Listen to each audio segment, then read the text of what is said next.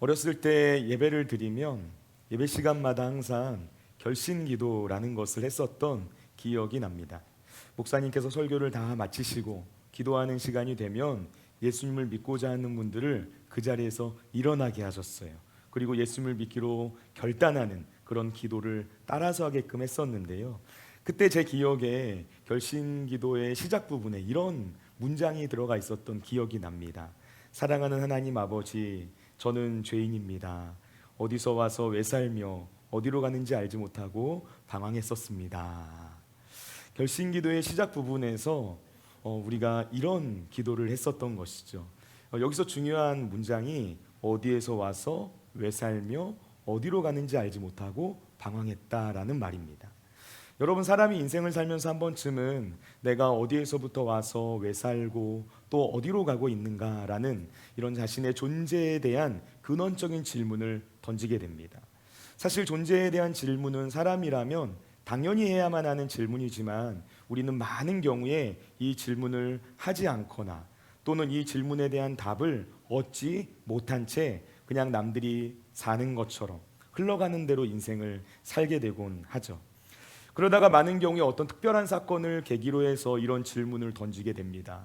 폭풍과도 같은 인생의 깊은 방황의 시간을 지나게 되거나 또는 말할 수 없는 고난의 시간을 마주하게 되었을 때, 혹은 사랑하는 사람을 잃게 되거나 내 힘과 능력으로는 도저히 해결할 수 없는 문제를 만나게 되었을 때 우리는 인생과 삶에 대한 근원적인 질문, 나는 어디에서부터 와서 왜 살고 어디로 가고 있는가? 라는 이 질문을 던지게 되는 것이죠. 여러분, 내가 어디에서 와서 왜 살며 어디로 가는가? 라는 이 질문은 나라는 존재의 시작, 기원에 대한 질문이라고 말을 할 수가 있습니다. 우리가 인생을 살면서 시작과 기원에 대한 질문을 던지는 것, 이것은 사실 굉장히 중요한 일이라고 말할 수 있죠. 왜냐하면 무엇이든 그 시작과 기원을 알아야만 그 존재의 정체성이 뭔지를 바르게 알 수가 있고, 정체성이 뭔지를 알아야만 그 존재의 의미와 목적이 명확해지기 때문에 그런 것입니다. 가끔 해외로 입양된 분들이 자신을 낳아준 부모님을 찾는 그런 모습들을 미디어를 통해서 보게 될 때가 있습니다. 지금까지 자신을 너무나 잘 키워준 인격적인 그런 양부모가 여전히 존재해요. 가정 분위기도 너무나도 좋고 화목합니다. 그리고 사회에서도 나름 자리를 잘 잡아서 겉으로 보이는 모습만 보면 부족한 게 하나도 없어 보이는 거예요. 친부모를 찾지 않아도 될 것 같은데, 겉으로 보이는 모습만 보면 부족한 게 없는 것 같은데 친부모를 찾으려고 그렇게 애를 쓰는 것이죠. 여러분, 왜 그럴까요? 답은 하나이죠. 나라는 사람이 존재할 수 있게 만들어준 친부모를 만나야만 내가 진짜 누구인지를 알 수 있을 것 같은 거예요. 나의 시작, 나의 기원을 알고 싶은 마음, 우리 안에는 그런 갈망이 존재한다라는 것입니다. 제가 신학 공부를 한창 하고 있었을 때 학교에서 교양 수업 하나를 들었는데요. 그때 수업의 주제가 내가 누구인지에 대해서 알아보는 것이었어요. 그때 교수님이 학생들에게 어린 시절 기억에 남는 순간, 가장 기억에 남는 장면을 글로 잘 적어서 제출해봐라라는 과제를 내줬었습니다. 그러면서 교수님이 나중에 이 과제를 낸 의도가 뭐였는지를 설명을 해주셨는데요.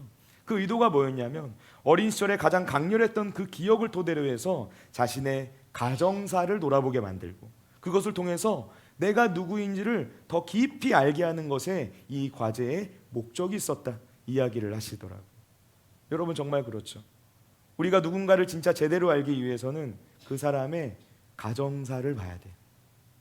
이 사람이 어떤 가정에서 자랐는가, 이 사람의 부모님이 과연 어떤 사람인가, 그리고 이 가정에 어떤 사연이 있는가, 이런 것들을 알게 되었을 때 그 사람이 진짜 어떤 사람인지를 제대로 이해할 수 있는 법입니다.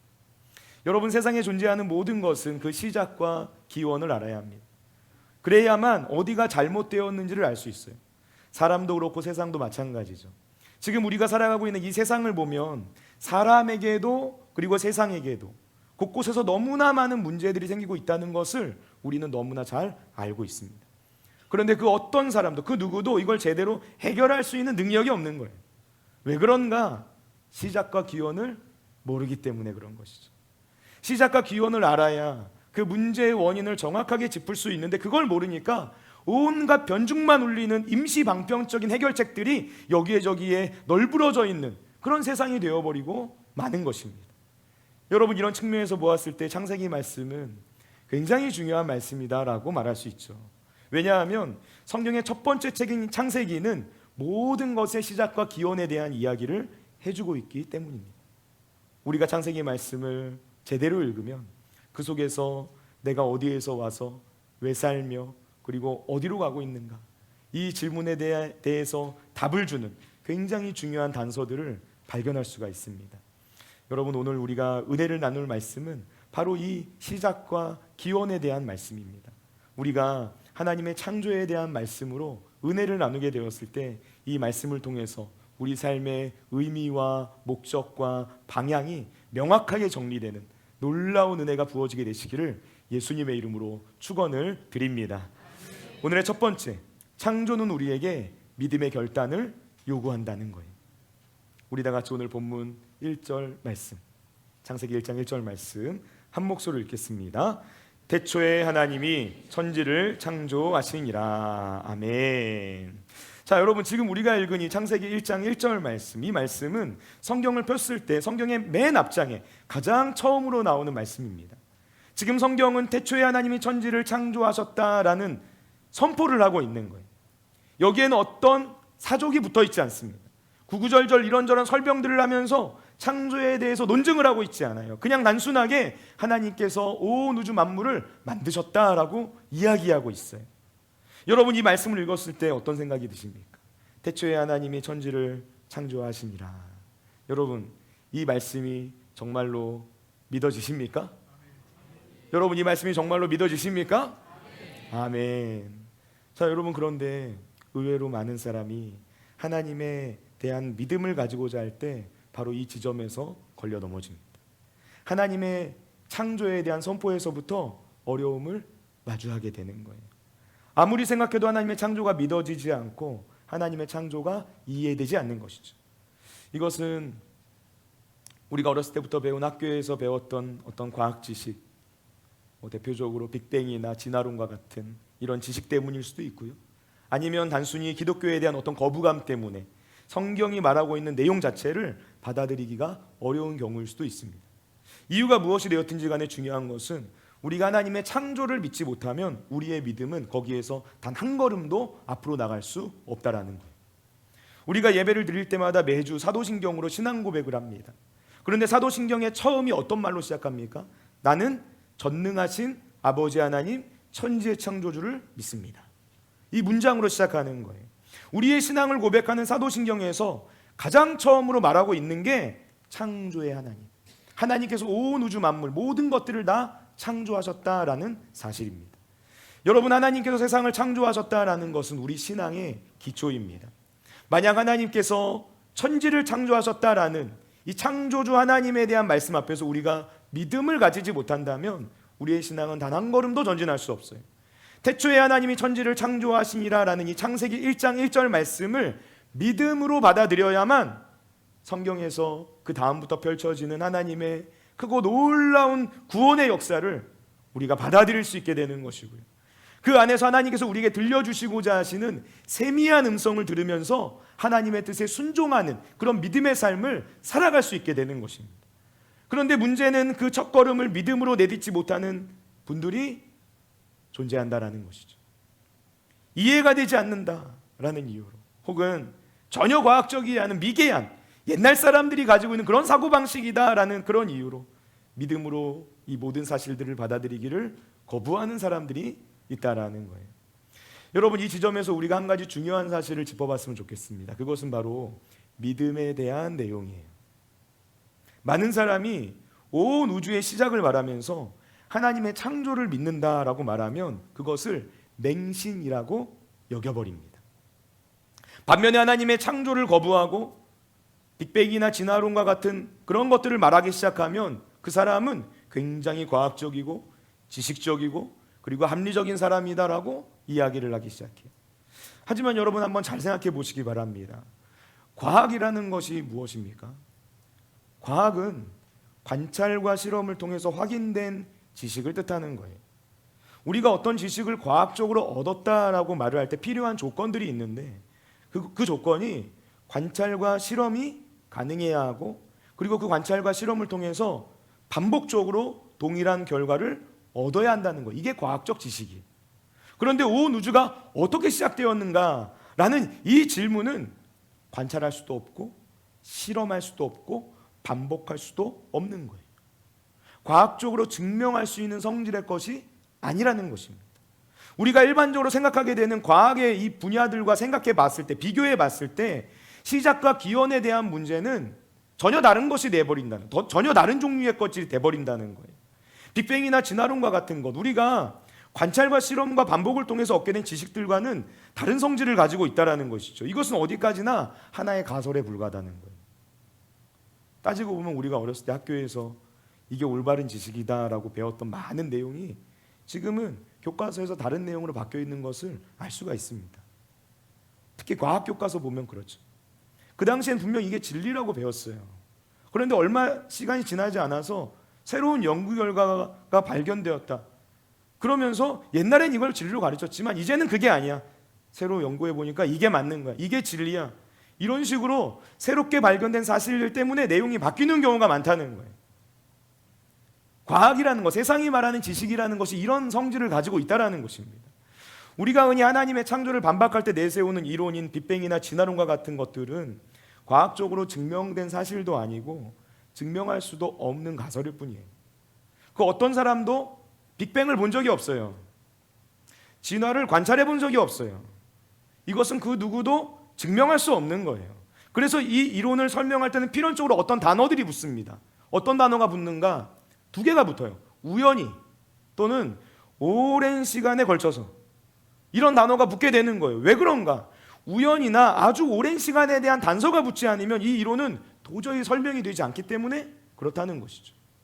여러분, 우리가 명확하게 해야 할 것은 하나님의 창조를 믿을 것이냐 그렇지 않을 것이냐 하는 것은 과학이냐 종교냐 이 두 가지 사이에서 어떤 것 하나를 선택하는 그런 것을 말하는 게 아니라는 거예요. 이것은 믿음과 믿음 사이의 선택입니다. 온 우주의 기원에 대해서 우리가 바라보면서 빅뱅이나 진화론을 믿을 수도 있고 세상이 말하는 어떤 지식을 믿을 수도 있고 하나님의 창조를 믿을 수도 있는 거예요. 이건 믿음의 문제라는 거예요. 무엇을 믿을 것인가 하는 선택의 문제라는 것입니다. 그래서 성경에서 가장 처음에 나오는 구절, 창세기 1장 1절 말씀은 태초에 하나님이 천지를 창조하시니라 라고 말하고 있어요. 구구절절 설명하지 않아요. 우리를 설득하려고 하지 않습니다. 여러분, 사실 하나님의 존재, 하나님 자신은 자신을 증명하실 필요가 없는 분이에요. 그리고 하나님은 증명될 수 있는 분도 아니에요. 인간에게는 하나님을 증명할 만한 능력이 없습니다. 그래서 성경은 아주 단순하게 하나님의 존재와 하나님의 창조 이 모든 것 자체를 선포하면서 말씀을 시작하고 있는 것이죠. 그러면서 자연스럽게 우리에게 믿음을 요구하는 거예요. 이걸 믿을래 말래? 이 사실을 믿을 것인가 믿지 않을 것인가? 우리에게 묻고 있는 거예요. 그러면서 우리를 이 믿음이 선택에 요구되는 자리로 끌어앉혀 놓히고 있는 것입니다. 여러분, 정말 그래요. 성경은 우리에게 끊임없이 믿음의 도전을 요구합니다. 성경을 보면 다 믿음에 대한 이야기예요. 끊임없이 우리에게 믿음이 있는지를 묻고 있어요. 예수님께서도 공생의 사역 시작하시면서 내가 이것을 믿느냐? 라는 질문을 참 많이 하셨어요. 내 믿음이 너를 구원하였다 말씀하셨어요. 구원의 문제가 무엇에 달려 있는가? 믿음에 달려 있다는 거예요. 우리에게 믿음이 있을 때 하나님의 기적을 경험하고 믿음이 있을 때 하나님의 구원과 하나님의 개입하심을 경험하게 된다는 것이죠. 여러분, 하나님께서 어떤 일을 행하시고자 할 때 우리에게 믿음의 도전을 하십니다. 우리가 이 믿음의 도전 앞에서 어떻게 반응하느냐에 따라서 우리의 삶은 전혀 다른 인생이 되어버리고 말아요. 하나님 앞에서 믿음으로 반응하는 사람, 하나님의 존재를 인정하고 하나님의 창조를 믿음으로 받아들이고 그래서 하나님의 목적과 계획과 하나님의 뜻을 인정하고 바라보면서 살아가는 인생은 전혀 다른 길을 걷게 된다는 거예요. 내가 어디에서 와서 왜 살며 무엇을 향해 가고 있는가, 이 모든 사실들이 명확해지는 것입니다. 삶의 이유와 의미와 목적이 뚜렷해진다는 것이죠. 반면에 이 믿음의 도전 앞에서 노라고 응답한 사람, 하나님의 창조를 거부하고 거절하는 사람들 필연적으로 방황하게 돼 있어요.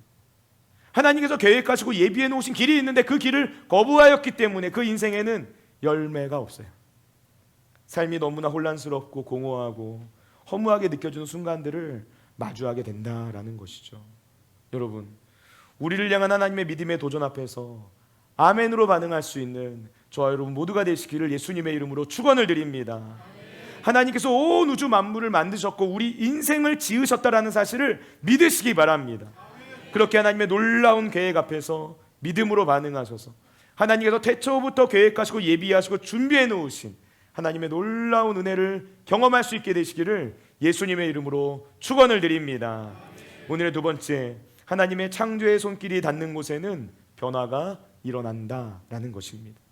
우리 다 같이 오늘 본문 2절부터 5절까지 말씀, 2절부터 5절 말씀 한 목소리로 읽겠습니다. 땅이 혼돈하고 공허하며 흑암이 깊음 위에 있고 하나님의 영은 수면 위에 운행하시니라. 하나님이 이르시되 빛이 있으라 하시니 빛이 있었고 빛이 하나님이 보시기에 좋았더라. 하나님이 빛과 어둠을 나누사 하나님이 빛을 낮이라 부르시고 어둠을 밤이라 부르시니라. 저녁이 되고 아침이 되니 이는 첫째 날이니라. 아멘. 자, 여러분, 지금 우리가 읽은 이 본문 말씀은 하나님의 첫 번째 창조에 대한 내용을 기록하고 있습니다. 하나님께서는 가장 먼저 빛을 창조하셨어요. 그런데 그 빛이 있기 이전에 온 우주의 모습을 설명하고 있는 2절 말씀을 우리가 주목할 필요가 있습니다. 2절 말씀은 빛이 있으라 명령하시는 그 하나님의 손길이 닿기 이전에 온 우주의 상태, 온 세상의 상태를 보여주고 있죠. 여기서 주목해야 될 단어가 세 가지가 있는데요. 혼돈, 공허, 그리고 흑암이라는 단어예요. 우리는 여기서 하나님의 창조가 가지고 있는 특징, 하나님의 창조의 원리 세 가지를 발견할 수가 있습니다. 첫 번째는 하나님은 혼돈을 질서로 바꾸신다는 것입니다. 여러분, 혼돈은 어지러져 있는 상태를 의미하는 말이에요. 정리된 것이 없는 것입니다. 그런데 하나님의 창조의 역사가 일어나자 혼돈이 가득했던 곳에 질서가 생기기 시작했어요. 여러분, 하나님의 창조를 한번 깊이 묵상해 보시기 바랍니다. 하나님께서는 빛이 있으라 말씀하시면서 그 빛으로 낮과 밤을 나누셨습니다. 그리고 둘째 날에는 궁창 위의 물과 궁창 아래의 물을 나누셨고요. 셋째 날에는 궁창 아래에 있는 물들을 한 곳에 모으셔서 육지와 바다를 나누셨다라는 거예요. 하나님께서 행하신 이 창조의 사역은 혼돈이 가득했던 곳에 질서를 바로잡는 것을 의미한다라는 것입니다. 여러분, 질서는 굉장히 중요한 거예요. 질서가 없는 곳은 혼란스럽고 어지럽고 그리고 무엇보다 위험합니다. 누구나 마음대로 운전할 수 있는 그런 도로가 있다라고 한번 생각을 해보세요.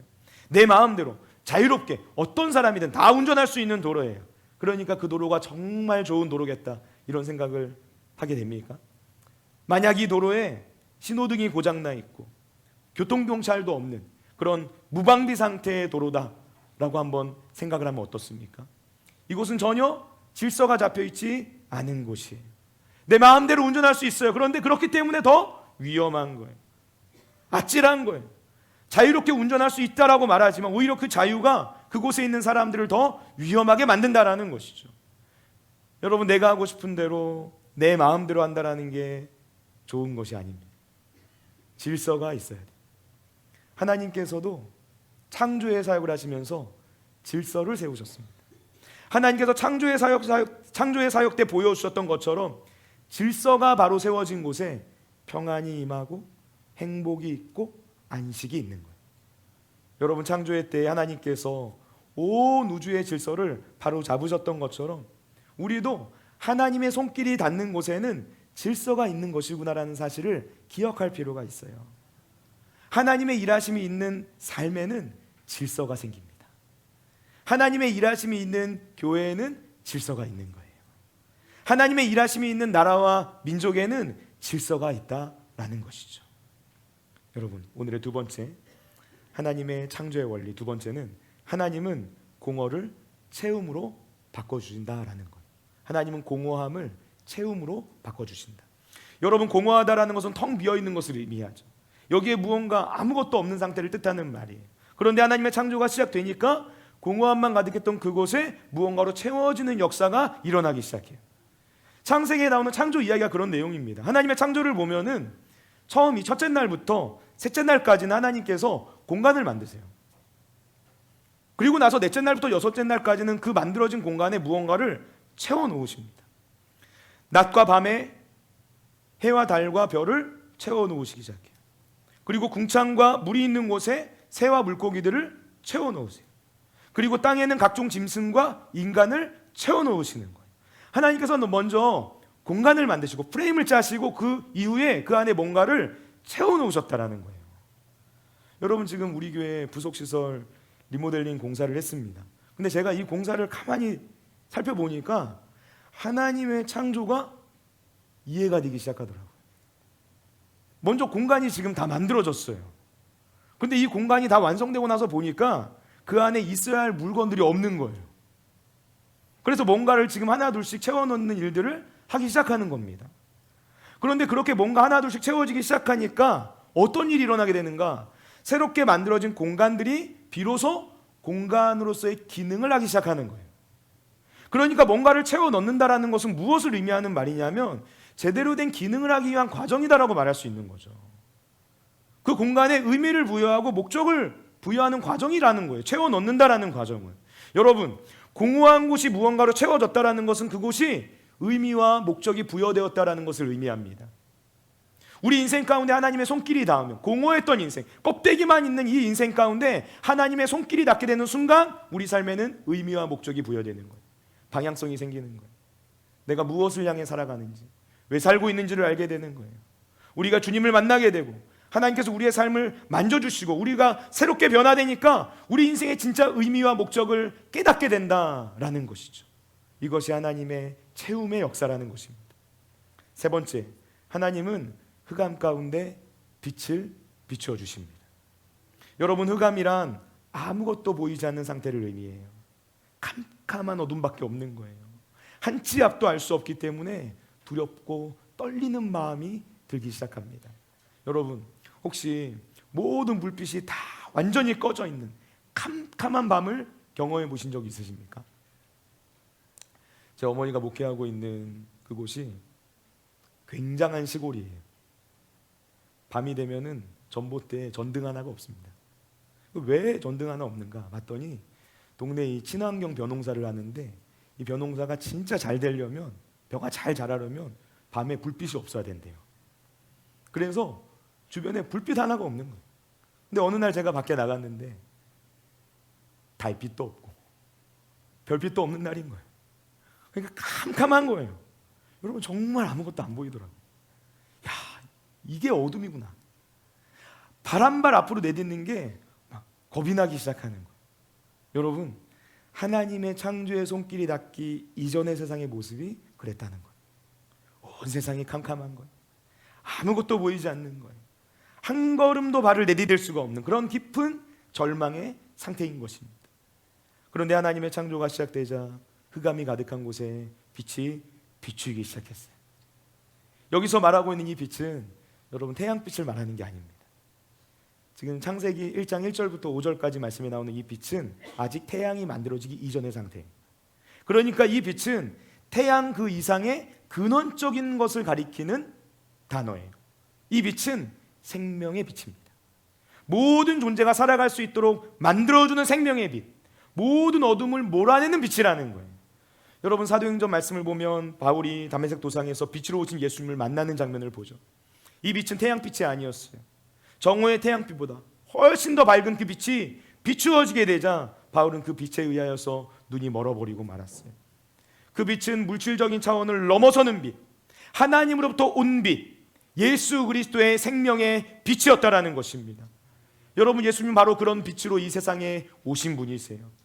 여러분, 우리의 삶에는 바로 이런 빛이 필요하다라는 것입니다. 저와 여러분 모두의 삶 가운데 예수 그리스도의 생명의 빛이 비추어지게 되시기를 주님의 이름으로 축원을 드립니다. 우리 다 같이 말씀 한번 읽어보겠습니다. 시편 119편 105절 말씀입니다. 우리 다 같이 한 목소리로 읽습니다. 주의 말씀은 내 발의 등이요 내 길의 빛이니이다. 아멘. 여러분, 지금 시편 기자가 말하고 있는 거예요. 주의 말씀은 내 발의 등이요 내 길의 빛이니이다. 성경은 하나님의 말씀이 바로 빛이다라고 말하고 있어요. 우리가 하나님의 말씀을 듣고 하나님의 말씀을 읽고 하나님의 말씀을 묵상하기 시작하면 우리의 마음 가운데 빛이 비추어지기 시작하는 거예요. 그럼 그때부터 놀라운 일들이 일어나기 시작합니다. 빛이 비추어지게 되면 우리 안에 있는 어둠이 드러나게 돼요. 나의 연약함들, 나의 죄, 나의 문제, 나의 상처, 지금까지 드러나지 않았던 사단의 통치의 영역 안에 있었던 그 모든 더럽고 악한 것들이 하나 둘씩 그 정체를 드러내기 시작하는 거예요. 그리고 그 말씀의 빛이 계속해서 비추이게 되면 어둠 가운데 속해 있던 모든 것들이 하나 둘씩 사라지고 떠나가기 시작한다라는 것입니다. 여러분, 우리가 하나님의 말씀을 읽게 되었을 때, 주의 말씀에 귀를 기울이게 되었을 때 바로 이런 일들이 나타난다라는 사실을 믿음으로 바라보시기 바랍니다. 우리가 하나님의 말씀에 자주 노출되는, 그 빛에 노출되는 삶을 살아가야 하는 이유가 바로 여기에 있는 거예요. 하나님의 말씀을 읽고 그리고 듣고 묵상하는 것, 한두 번으로 끝나는 게 아닙니다. 매일매일 꾸준히 하나님의 말씀의 빛 앞에 나를 비추는 연습과 훈련을 하는 거예요. 여러분, 우리에게 있어서 이 예배의 시간은 너무나도 소중한 시간이라고 할 수 있습니다. 왜냐하면 이 시간은 우리의 연약함과 우리의 죄와 우리의 어리석음, 우리 안에 있는 모든 어둠의 영역 가운데 하나님의 생명의 빛을 비추이는 시간이기 때문에 그런 것이죠. 여러분, 하나님께서 세상을 어떻게 만드셨는가, 하나님의 창조의 방식을 눈여겨볼 필요가 있어요. 성경은 하나님께서 빛이 있으라 말씀하시니 빛이 있었다라고 기록하고 있습니다. 하나님의 창조의 방식은 말씀이었어요. 하나님께서 말씀하시자 빛이 있게 되었고 다른 모든 것들이 존재하게 되었다는 거예요. 하나님께서 그냥 말씀만 하시자 그대로 있게 되는 역사가 일어났다라는 것입니다. 여러분, 하나님의 말씀에는 능력이 있습니다. 하나님께서 말씀하신 대로 이루어지는 능력이 있는 거예요. 성경을 보면 말씀 한마디로 엄청난 권능을 행하시는 예수님의 모습을 발견할 수가 있어요. 예수님께서 풍랑이 있는 바다 한가운데서 바다를 향해 외치시는 거예요. 잠잠하라. 그러자 그 거센 파도가 일으켰던 바다가 그 즉시로 잠잠해졌어요. 죽은 나사로를 향해서 나사로야 일어나라 명령하시자 죽었던 나사로가 일어나게 되는 거예요. 38년 된 병자, 나면서부터 걷지 못했던 사람에게 내 자리를 들고 일어나라 명령하시자 그가 그 자리에서 벌떡 일어나는 역사가 일어나게 되었어요. 여러분, 하나님의 말씀에는 권위가 있고 권세가 있다라는 것입니다. 우리가 하나님의 창조를 믿는다라는 것은 바로 이런 말씀의 능력을 믿는 것을 의미한다라는 것이죠. 우리 교회 인테리어 리모델링 하는 과정 가운데서 제 마음 가운데 큰 감동으로 다가온 말씀이 한 구절이 있었습니다. 우리 그 말씀 한번 읽어보면 좋겠어요. 마태복음 5장 14절 말씀. 마태복음 5장 14절 말씀, 우리 다 같이 한 목소리 읽겠습니다. 너희는 세상의 빛이라. 산 위에 있는 동네가 숨겨지지 못할 것이요. 아멘. 여러분, 우리 교회 리모델링 공사 진행되는 과정 가운데 이 말씀이 우리 교회를 향해 주시는 하나님의 말씀이구나라는 깊은 감동이 막 마음에서부터 일어나는 거예요. 여러분, 이 말씀은 정체성에 대한 말씀입니다. 우리의 정체성이 세상의 빛이라는 거예요. 높은 산 위에 있는 동네, 숨겨질 수 없는 것처럼 모든 사람들이 그 동네를 보게 되는 것처럼, 발견하게 되는 것처럼 우리 교회가 저와 여러분 한 사람 한 사람들이 세상의 빛이라는 정체성으로 살아가면 된다라는 거예요. 그럼 하나님께서 하나님의 일을 일으켜 주신다라는 것입니다. 여러분, 우리 교회 카페 이름 카페 M514, 그럼 무슨 뜻인지 아십니까? 마태복음 5장 14절이에요. 마태복음 5장 14절. 여러분, 이건 우리의 정체성을 담은 이름입니다. 앞으로 우리 교회 카페 준비되고 그래서 그 카페를 드나드실 때마다 우리의 정체성, 세상의 빛이라는 우리 교회의 정체성, 산에 있는 동네가 숨겨지지 않을 것이라는 주님의 비전, 그 비전을 마음 가운데 품으시기 바랍니다. 여러분, 우리는 세상의 빛이에요. 주님께서 우리를 향하여 말씀하신 거예요. 주님께서 말씀하셨다면 그러면 나머지는 다 끝난 것입니다. 그러면 우리는 이미 세상의 빛이라는 정체성을 가진 존재가 되어버린 거예요. 남아있는 것은 우리가 이 사실을 있는 그대로 믿음으로 받아들이는 것에 있다라는 것입니다. 그러면 말씀대로 이루어지는 역사가 일어나는 거예요. 이 시대와 세대와 도시와 민족과 열방을 변화시키는 세상의 빛으로 산에 있는 마을이 드러날 수밖에 없는 것처럼 주님께서 저와 여러분을, 우리 교회를 아름답게 사용하시는 놀라운 일들이 예비되어 있다라는 것이죠. 여러분, 모든 위대한 시작은 하나님으로부터 시작됩니다. 우리가 하나님께 초점을 맞추고 하나님의 말씀에 귀를 기울이면서 우리가 믿음으로 반응하게 된다면 하나님의 역사를 경험하게 되는 거예요. 우리의 삶 가운데 하나님께서 일으키시는 그런 놀라운 시작, 위대한 시작, 하나님의 창조의 역사를 경험할 수 있는 저와 여러분 모두가 되시기를 예수님의 이름으로 축원을 드립니다. 이 말씀에 믿음으로 반응한 저와 여러분 모두의 삶 가운데 하나님께서 새로운 일을 행하여 주시는 놀라운 은혜의 역사가 넘쳐나게 될 줄로 믿습니다.